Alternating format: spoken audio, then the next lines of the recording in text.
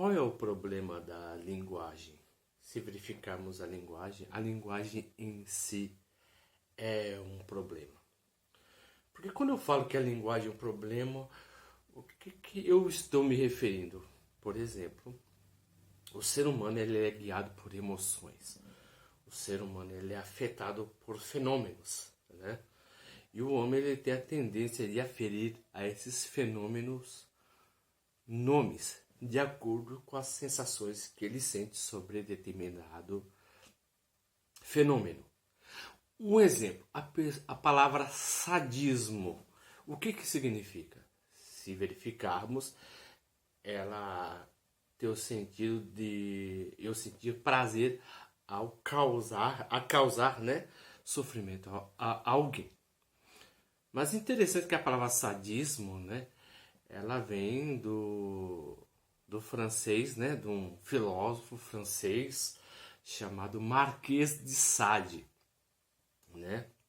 E o Marquês de Sade, por exemplo, ele era um filósofo, né? Ele era um libertino no período do Iluminismo.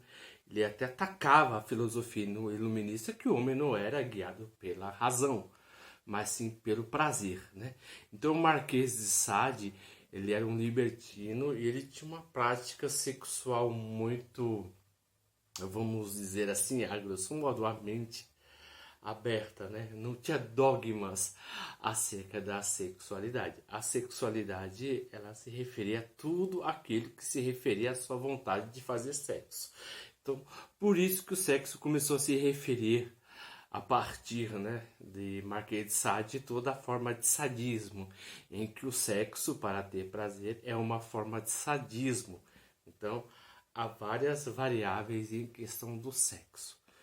Então, a palavra sadismo, ela não está vinculada apenas ao sexo, mas à violência em si, né? Até mesmo, se verificarmos no seu livro A Filosofia da Alcova, né, relata a experiência de alguns jovens, né, que relatam sua vida, por exemplo, de caráter sexual e e a vida como flui em si. Então, a vida ela tem um caráter violento.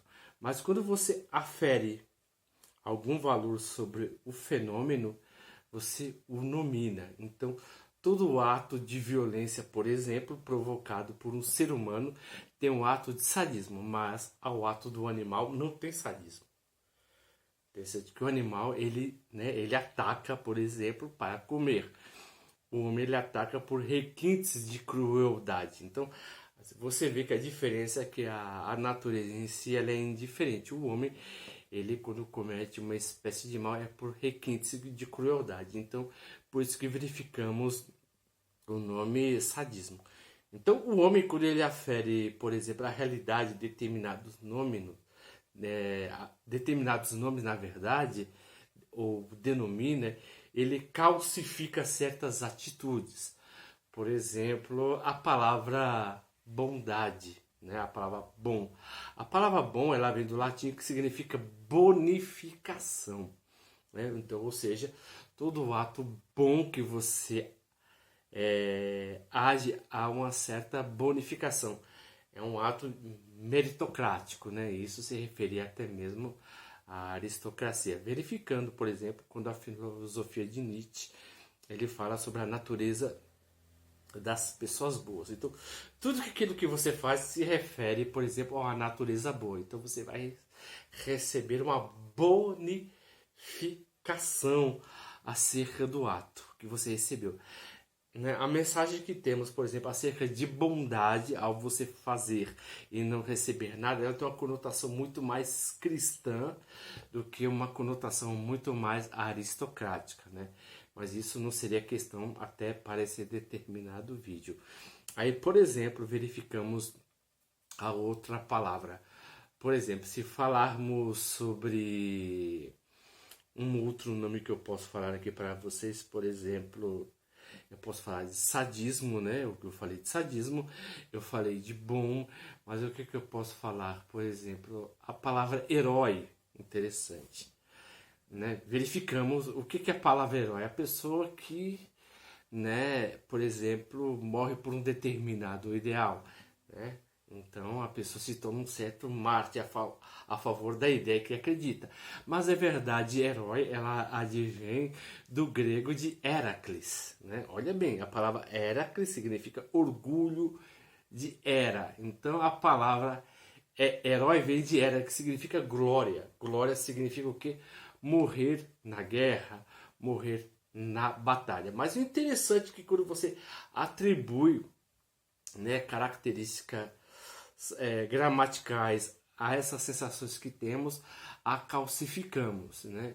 Por exemplo, no conceito grego, né, a pessoa quando morria por um determinado ideal, ela se tornou herói. Então, quando a pessoa morria, ia para o universo dos campos elíseos, né? As pessoas seriam gratificadas. Então, os heróis, eles sempre são gratificados no mundo vindouro e não nesse mundo, né? Mas, por exemplo, a palavra, ela tem uma vida própria. A gramática, ela se readapta conforme o tempo, conforme a época, conforme o contexto e vai assumindo novas interpretações. Interessante que quando eu vou falar assim a palavra sofrer, o que significa a palavra sofrer? A sofrer é você, né, ter um determinado afeto do qual ele afeta, né, de uma determinada maneira e que você fica abatido. Mas a palavra sofrer, né, ela vem do latim subferere, estar debaixo de um ferro. Né? Então, por exemplo, na cultura romana, as pessoas quando eram vencidas em determinadas batalhas eram colocadas embaixo de barras de ferro e que o seu olhar ficara para baixo. Então, verificamos que a palavra sofrer significa que a pessoa quando perde e quando sofre pela sua derrota, né, ela tem um caráter, né, de olhar para baixo, um olhar arrastado. Interessante isso. Então verificamos, por exemplo, como a pessoa quando perde uma luta na vida, ou algum problema, tem alguma adversidade, a pessoa tem esse caráter de quê? De olhar para baixo. Mas, por exemplo, o corpo, né, nosso corpo, ele age de determinada maneira, mas aferimos valores aos nossos corpos, né, e condicionamos determinados fenômenos, assim como a palavra felicidade, né?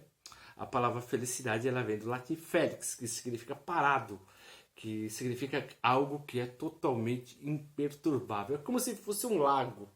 Quando você joga uma pedra, o que acontece? Há uma perturbação no lago. Então, acabou-se a minha felicidade. Então, verificamos, por exemplo, que a gramática, quando ela foi construída, ela mostrava que para o ser humano, vamos dizer assim, algo que determinava algo que indica um determinado sentimento, não o que seja, né?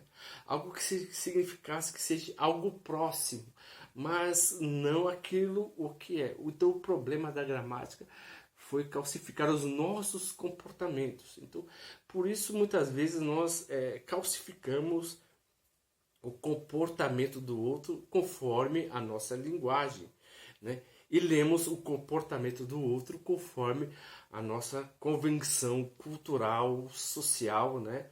E cultural, social e até mesmo filosófica.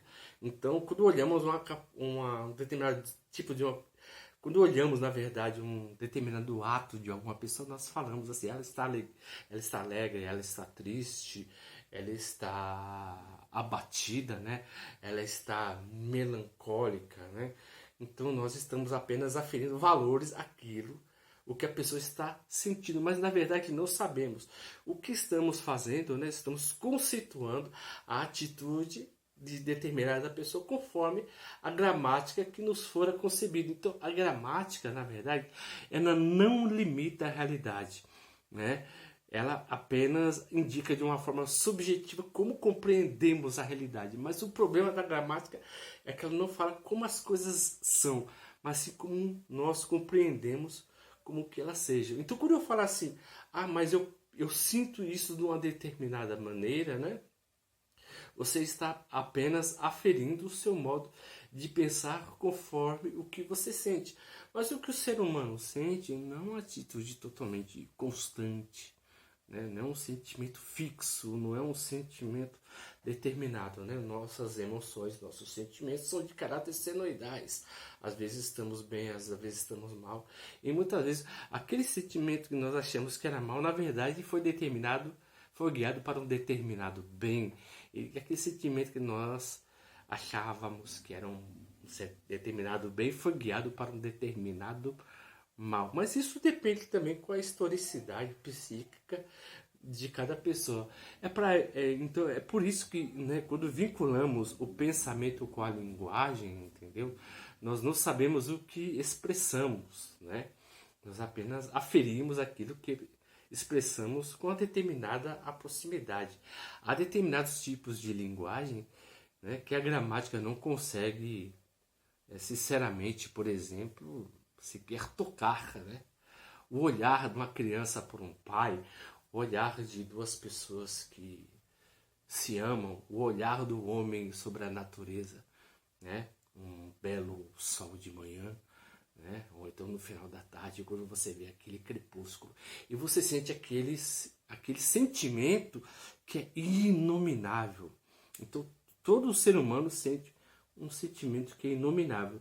Então toda vez que quando você nomina esse sentimento, você apenas dá uma característica inferior a ele.